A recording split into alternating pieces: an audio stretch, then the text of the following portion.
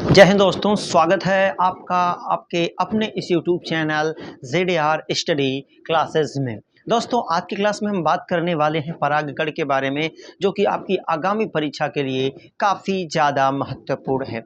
इससे बार बार प्रश्न बनाए जाते हैं, तो फटाफट अंदाज में हम समझेंगे परागकण के बारे में। जब तक मैं आपको समझाऊं तब तक फटाफट अंदाज में आप लाइक, सब्सक्राइब और अपने इष्ट मित्रों, सखा संबंधियों से शेयर करना बिल्कुल भी ना भूलें। तो बात करेंगे हम परागकण के बारे में। पिछले वीडियो में हमने आपको बताया था परागकोश की संरचना के बारे में। तो परागकोश के अंदर ही परागकण का निर्माण होता है। कैसे होता है? तो आपने देखा होगा कि मैंने परागकोश में बताया था कि परागकोश में कितनी लेयरें पाई जाती हैं। तो 4 परतें पाई जाती हैं। सबसे बाहर की परत का नाम बाह्य त्वचा, उसके बाद अंतःत्वचा, उसके बाद मध्य स्तर, और सबसे अंदर कौन सी परत पाई जाती है? Tapetum. It's very important question. Tapetum कहाँ होती है? तो आप याद रखेंगे टेपिटम कहाँ पाई जाती है। परागकोश की सबसे आंतरिक परत का नाम क्या होता है? टेपिटम होता है। आगे बढ़ते हैं दोस्तों। तो टेपिटम के अंदर एक विशेष प्रकार की कोशिका पाई जाती है, जिसे बोलते हैं लघु विजाणु मात्र कोशिका, अर्थात लघु विजाणु मात्र कोशिका। कैसे कार्य करती है? तो ध्यान से देखिएगा। अगर आपको ये फिगर याद होगा, यहाँ पे ये लघु विजाणुधानी होती है। इसी लघु विजाणुधानी के अंदर क्या पाई जाती है? लघु विजाणु मात्र कोशिका पाई जाती है। यही लघु विजाणु मात्र कोशिका आगे चल के क्या करती है? यही लघु विजाणु मात्र कोशिका यही एक बार क्या करेगी? एक बार करेगी बेटा अर्धसूत्री विभाजन। अर्धसूत्री विभाजन करके कितनी कोशिकाएं बनाएगी? टोटल कोशिकाएं बनाएगी बेटा 4। कितनी कोशिकाएं बनाएगी? 4। यही चारों कोशिकाएं जब ग्रुप में होती हैं, यही चारों कोशिकाएं जब ग्रुप में होती हैं, तो इन्हें हम क्या बोलते हैं? इन्हीं कोशिकाओं को हम बोलते हैं बेटा चतुष्क, या फिर एनसीईआरटी में दिया हुआ है चतुष्टय। चतुष्क या चतुष्टय, यही चतुष्टय। इन्हीं कोशिकाओं में क्या होगा? फिर कौन सा विभाजन? समसूत्री विभाजन। मैं एक कोशिका का बता रहा हूं, बाकी सभी कोशिकाओं में ऐसा ही विभाजन होगा। एक बार विभाजन होगा बेटा समसूत्री, और जो कोशिका बनेगी, इस कोशिका के अंदर 2 कोशिकाएं पाई जाएंगी। इसके बाद जो कोशिका बनेगी, इसमें कितनी कोशिकाएं? एक कोशिका के अंदर 2 कोशिका का निर्माण होता है, जिसमें से एक कोशिका आकार में बड़ी होती है, जबकि दूसरी कोशिका आकार में क्या होती है? छोटी होती है। बेटा बड़ी कोशिका का नाम क्या होता है? बड़ी कोशिका का नाम होता है कायिक कोशिका। छोटी कोशिका का नाम क्या होता है? जननिक कोशिका होता है। यही हमारा क्या होता है? यही बेटा होता है हमारा परागकण। बात समझ में आ गई? निर्माण कैसे होता है परागकण का?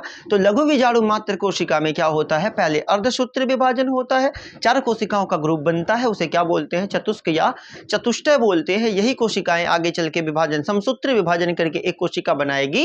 एक एक कोशिका की बात मैं कर रहा हूं, ऐसा नहीं कि ये चारों कोशिकाएं मिलकर एक कोशिका बनाएंगी, ऐसा नहीं है। वो एक जो चतुष्क में से एक जो कोशिका अलग होगी, वो समसूत्री विभाजन करके एक कोशिका बनाएगी, जिस कोशिका में 2 कोशिकाएं पाई जाएंगी। एक कोशिका आकार में बड़ी होगी और एक कोशिका आकार में क्या होगी? छोटी। बड़ी कोशिका का नाम कायिक कोशिका, छोटी कोशिका का नाम जननिक कोशिका होता है।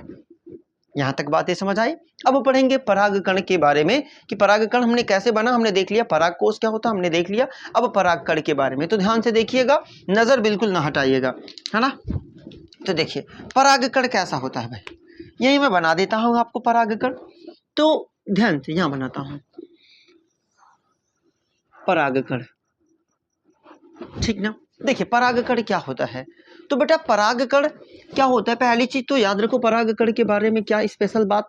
ये कैसा होता है? ये गोलाकार होता है।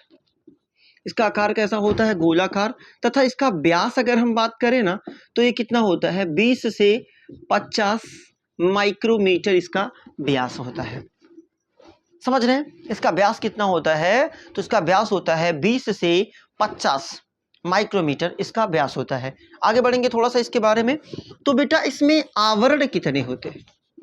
परागकण में आवरण कितने होते हैं? अभी मैं दिखा रहा हूं आपको कहां कहां आवरण होते हैं। इसमें आवरण कितने होते हैं बेटा? 2 आवरण। पहले आवरण का नाम क्या होता है? दूसरे आवरण का नाम क्या होता है? पहले आवरण का नाम होता है बाह्य। बाह्य चोल लिख लेते हैं, आवरण नहीं, क्योंकि जो नाम एनसीईआरटी का है वो लिखेंगे बाह्य चोल। और अंदर वाले का नाम क्या होता है? अंतःचोल होता है। बातें समझ में आ गई? चलिए इसे संरचना में देखते हैं। तो बेटा ये हो गया हमारा परागकोश, ये हो गया हमारा एक परागकण। इसमें क्या पाई जाती है? इसके सबसे बाहर एक लेयर पाई जाती है। इस लेयर का नाम क्या होता है, ये वाली जो लेयर है इसी लेयर का नाम होता है बेटा बाह्य चोल, जबकि ये अंदर वाली लेयर है इसका नाम क्या होता है, अंतःचोल। और मैंने आपको बताया ही है कि परागकण क्या होता है ना, इसमें दो कोशिकाएं पाई जाती हैं, एक कोशिका बड़ी होती है, एक कोशिका छोटी। बड़ी वाली कोशिका का नाम क्या होता है, कायिक कोशिका होता है, कायिक कोशिका। जबकि छोटी वाली जो कोशिका होती है इसका नाम क्या होता है बेटा, जननिक कोशिका। ये वेरी इंपॉर्टेंट क्वेश्चन है, जरूर पूछेगा, तो इसको दिमाग में जरूर रखिएगा, क्योंकि इस चैप्टर से जो इंपॉर्टेंस है मैं वही आपको पढ़ाने की कोशिश कर रहा हूँ। अब देखो बेटा थोड़ा सा और बढ़ते हैं इसके अंदर। अब जो बाह्य चोल होता है, ये जो बाह्य चोल होता है ये किसका बना है, पहले चीज तो बेटा देखो ये बना किसका होता है, स्पोरो, कहीं कहीं पोलेनिन होता है, तो कहीं कहीं स्पोरोलेनिन होता है, कहीं कहीं स्पोरोपोलेनिन होता है, तो इसके लिए कंफ्यूजन नहीं है ना। ये अलग अलग बुक में ये अलग अलग दिया है, एक्चुअल में जो होता है स्पोरोपोलेनिन होता है, लेकिन कहीं कहीं स्पोरोलेनिन लिख देता है, तो आप ना रिलैक्स रहने की बातें हैं, ज़्यादा परेशान नहीं होना, स्पोरोलेनिन भी आप लिख सकते हैं। तो ये स्पोरोलेनिन का बना होता है। अब लाला स्पोरोलेनिन क्या है, स्पोरोलेनिन एक ऐसा पदार्थ है ना जो अभी तक कोई भी ऐसा एंजाइम नहीं है जो स्पोरोलेनिन की लेयर को क्या कर सके, तोड़ सके। अब ये काम क्या करेगा, स्पोरोलेनिन क्या कार्य करता है, तो मैं यहाँ इसका कार्य लिख दूं, ये क्या कार्य करता है बेटा, तो प्रतिकूल परिस्थिति में, प्रतिकूल परिस्थिति में क्या करता है, सुरक्षा करने का काम करता है। अर्थात मान लो सूखा पड़ गया, मान लो बारिश हो गई है ना, या मान लो ये जमीन के नीचे दब गया, तो परागकण को सुरक्षित रखने का काम उस समय कौन करने वाला है, वो करता है बेटा स्पोरोलेनिन। और जब जमीन के अंदर ये दब जाता है तो बाद में चल के ये जीवाश्म परागकण के रूप में उभर कर आता है, जीवाश्म के रूप में रह जाता है। उसका कारण क्या है, ये स्पोरोलेनिन। बातें समझ में आ गई। अब आगे दूसरी लेयर जो है ये क्या, जिसका नाम अंतःचोल है, ये किसका बना होता है, तो ये बना होता है पेक्टोसेल्युलोज का। किसका बना होता है बेटा, पेक्टोसेल्युलोज का। और जो पेक्टोसेल्युलोज है वो दो पदार्थों से मिलकर बना है, एक होता है बेटा पेक्टिन, एक होता है पेक्टिन प्लस दूसरा क्या होता है, दूसरा होता है सेल्यूलोज। अर्थात जो पेक्टोसेल्युलोज होता है वो पेक्टिन व सेल्युलोज से मिलकर बनता है। इसका कार्य क्या है, तो इसका कार्य क्या है ना, इसका कार्य क्या है कि ये परागनली का निर्माण करता है। किसका, परागनली का निर्माण करता है। जब परागण हो जाता है तो परागनली का क्या करता है, ये निर्माण करता है। ये होगी बातें। अब आगे बढ़ते हैं थोड़ा सा। अब कहीं कहीं क्या होता है कि कहीं कहीं ये जो हमारा बाह्य आवरण है अर्थात बाह्य चोल, कहीं कहीं स्पोरोलेनिन की जो लेयर है वो या तो क्या होती है, एक संरचना है जिसका नाम होता है जनन छिद्र, एक संरचना है जिसका नाम क्या होता है, जनन छिद्र। तो कभी कभी क्या होता है कि जो बाहर का आवरण होता है अर्थात बाह्य चोल वो कम होता है या फिर अनुपस्थित होता है, अनुपस्थित। कभी कभी स्पोरोलेनिन की जो लेयर होती है या स्पोरोपोलेनिन की जो लेयर होती है वो परागकण के चारों तरफ कभी कभी होती है या अनुपस्थित होती। तो जब ये नहीं होती है तो वहां पे एक संरचना का निर्माण होता है जिसे हम क्या बोलते हैं, जनन छिद्र के नाम से जानते हैं। परागण के बाद जो परागनली होती है इसी जनन छिद्र से होकर ही प्रवेश करती है बीजांड के अंदर। आगे बढ़ेंगे, थोड़ा सा इसके बारे में और जानने की कोशिश करें। तो यहां तक तो समझ में आ गया होगा, मैं आशा करता हूं आपको यहां तक तो जरूर समझ में आया होगा। अब देखिए, अब ये जो जनन छिद्र होता है ये भी दो कैटेगरी का। कैसा, पहला ये एक बीजपत्री में कैसा होता है, यह एक बीजपत्री में बेटा कितना होता है, ये होता है एक, जबकि यही ये द्विबीजपत्री में कितना होता है, द्विबीजपत्री में ये कितना होता है, 3 होता है। पॉइंट टू बी नोटेड, ध्यान से समझिएगा। एक बीजपत्री, कभी पूछेगा कि एक बीजपत्री पादप में परागकण जनन छिद्र की संख्या कितनी होती है, तो वो कितनी होती है, एक बीजपत्री में 1 और द्विबीजपत्री में कितनी होती है, 3। याद रखिएगा इन जनन छिद्र की संख्या। बातें समझ में आ गई। आगे अब ये कायिक कोशिका क्या है बेटा, तो कायिक कोशिका क्या कार्य करती है, तो ये आगे चल के पराग नली का निर्माण करेगी, पराग नली का निर्माण और जो हमारा दूसरा है इस कोशिका जिसका नाम जननी कोशिका, ये क्या करेगी? नर युग्मक का निर्माण करेगी, नर युग्मक का। यही कारण है कि परागकण को हम क्या बोलते हैं? परागकण को नर युग्मकोद्भिद। परागकण क्या बोलते हैं बेटा? नर युग्मकोद्भिद बोलते हैं, अर्थात नर युग्मक को उद्भिद करने वाला। उद्भिद का मतलब जन्म देने वाला। तो जो परागकण को जन्म देता है वो क्या कहलाता है? नर युग्मकोद्भिद कहलाता है। तो परागकण नर युग्मक नहीं है, बल्कि वो क्या है? नर युग्मकोद्भिद है।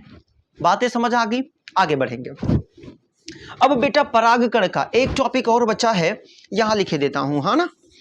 एक टॉपिक और है परागकण के बारे में, जीवन काल, है ना। जीवन काल किसे कहते हैं? तो कोई जीव जब से वो जन्म लिया है और जब तक वो प्राकृतिक मृत्यु को प्राप्त नहीं हो जाता, उसके बीच के समय, अर्थात जन्म से लेकर मृत्यु के बीच के समय को हम क्या बोलते हैं? उसको हम बोलते हैं बेटा क्या? जीवन काल, है ना। तो अब बात आएगी कि जो परागकण होता है वो कब तक सक्रिय रहता है। तो परागकण का जीवन काल अलग अलग पादपों में अलग अलग होता है। जैसे फॉर एग्जाम्पल अनाज वाले पौधे, है ना, जो अनाज वाले हैं, जैसे आपका हो गया गेहूं, आपका हो गया चावल, इनका जो जीवन काल होता है वो मात्र कितना होता है? 30 मिनट का। जी बिल्कुल, कितने मिनट का? 30 मिनट का। यानी कि अगर आप, जैसे आपने गेहूं देखा, आपने धान देखा, अगर इसका परागकण 30 मिनट के अंदर वर्तिकाग्र पर अवतरित नहीं हुआ ना, तो वो निष्क्रिय है, वो किसी भी कार्य का नहीं है, वो खत्म हो जाएगा। लेकिन कुछ पादप ऐसे होते हैं, कुछ पादप जैसे लेग्यूमिनेसी कुल, लेग्यूमिनोसी का मतलब कौन सा भाई? द्विबीजपत्री पादपों में जो परागकण का जीवन काल होता है वो कितना होता है? वो कुछ महीने। रोजेसी कुल, गुलाब जो आपका होता है ना, जो गुलाब होता है उसका भी परागकण का जीवन काल कई महीने तक होता है। द्विबीजपत्री पादप जितने भी हैं आपका, जैसे अरहर हो गया, द्विबीजपत्री बताना नहीं है, चना है, मटर है, इनके परागकण का जो जीवन काल होता है वो कई महीनों तक होता है। अब अगर कभी ऐसा पूछ दे कि परागकण को सुरक्षित रखा जा सकता है, बिल्कुल। एक संरचना है, एक बैंक है जिसको हम, जैसे आप अपना पैसा रखते हो बैंक में, उसी तरीके से पराग को एक विशेष संरचना में रखा जाता है, जिसे हम क्या बोलते हैं? पराग बैंक बोलते हैं। उसमें क्या भरा जाता है? उसमें नाइट्रोजन भरी जाती है, जिसका टेम्परेचर कितना होता है? -196 डिग्री सेल्सियस।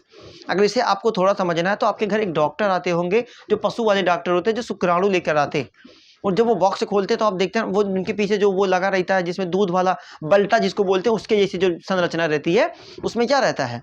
उसमें शुक्राणु भरा रहता है। उसमें गैस कौन सी रहती है? उसमें नाइट्रोजन रहती है। वो शुक्राणु को कई महीनों तक जीवित रखने के लिए क्या करता है? सहायता करता है। तो बेटा ये रहा आपका पूरा का पूरा परागकण। मैं आशा करता हूँ ये आपको समझ में आया होगा। क्योंकि परीक्षा आपकी नजदीक है, इसलिए मैं सोच रहा हूँ फटाफट अंदाज में सारे चैप्टर, सारे पॉइंट फटाफट क्लियर कर दूं। तो अगर वीडियो अच्छा लगा तो लाइक, शेयर, कमेंट और चैनल को सब्सक्राइब जरूर करें। मिलेंगे अगले वीडियो में कुछ और इंपॉर्टेंट टॉपिक के लिए। याद रखिएगा ये जरूर आएगा परीक्षा में, है ना। और ये मेरी तरफ से आपकी अग्रिम परीक्षा की शुभकामनाएं। मिलेंगे अगले वीडियो में। जय हिंद, take care, bye bye, love you.